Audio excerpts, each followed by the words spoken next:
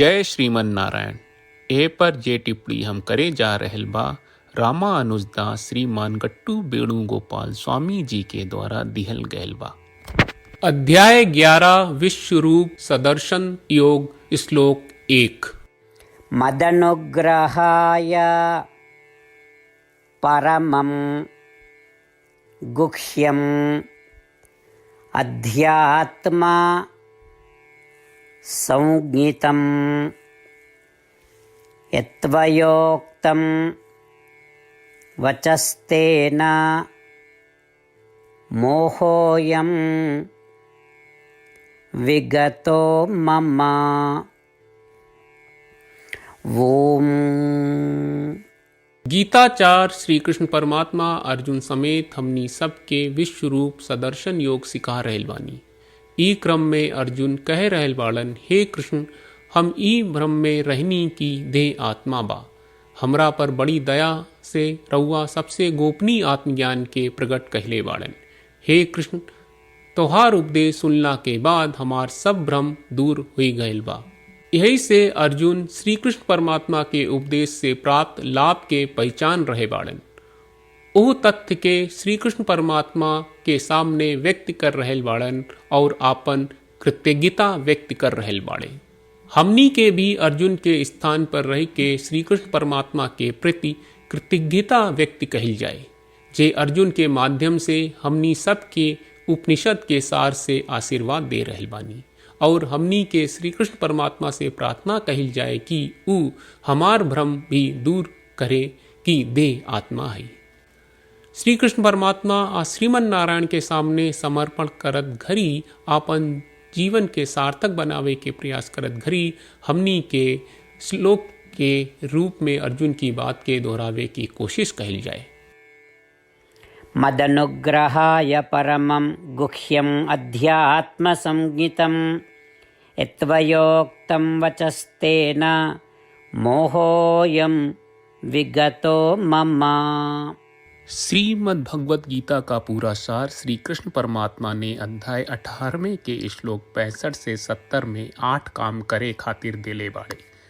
श्री कृष्ण कहले, हम ओ लोगन से प्रेम करनी जो लोग इन 8 बातन के मान तारे। हम ओ भक्तन के हर तरह से रक्षा करब। श्री कृष्ण परमात्मा के द्वारा बोलल गईल संपूर्ण भगवत गीता सुनला के बाद अर्जुन कहले, करिष्ये वचनम त्वा, जेके मतलब बा, कृष्ण मैं उही करब जौन आप कही।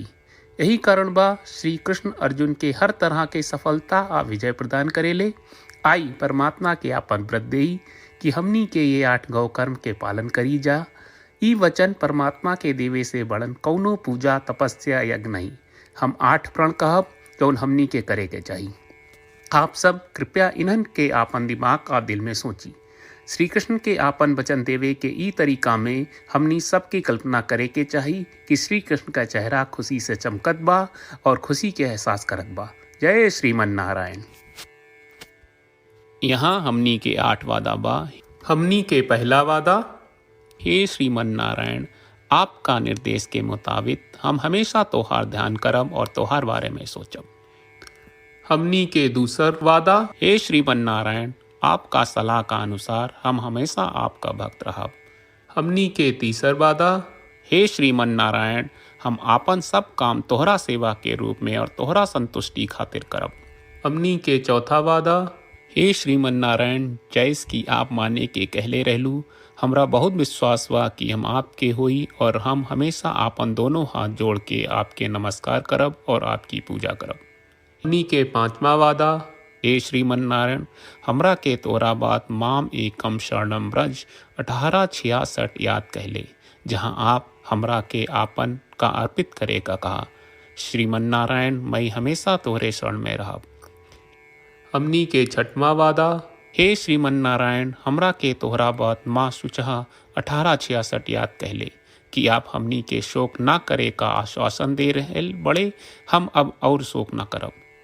हमनी के 7वां वादा, हे श्रीमन नारायण, आपने हमरा खातिर श्रीमद् भगवत गीता के वितरण करके हम सबके कृपा कहले और आशीर्वाद दहले बा।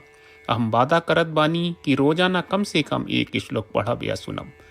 हमनी के 8वां वादा, हे श्रीमन नारायण, आप गीता के पूरा मानवता तक ले गयलू। हम गीता में आपके दिव्य वचन के उन भक्तन तक पहुँचावे के प्रयास करब जे गीता से अपरिचित बा। हे श्रीमन नारायण, हम उई करब जौन तू करे का कहब। हम ऐसन व्यवहार करब जैसन आप चाहत बानी और हम खाली आपका खातिर काम करब। श्रीमन नारायण के रोज आपन वचन देहल कि हम ओइस करब जैस आप कहत बानी, ई अपने आप में बड़न पूजा बा। श्रीमन नारायण, करशे वचनम त्वा। श्रीमन नारायण, हम तोरे निर्देश के मुताबिक काम करब। सर्वम श्री कृष्ण अर्पणम अस्तु। जय श्रीमन नारायण। मदनुग्रहाय परमं गुह्यम् अध्यात्म संज्ञितं यत्त्वयोक्तं वचस्तेन मोहोऽयं विगतो मम।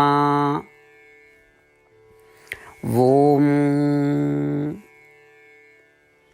मदनुग्रहाय परमं गुह्यम् अध्यात्मसंज्ञितं यत्त्वयोक्तं वचस्तेन मोहोऽयं विगतो मम।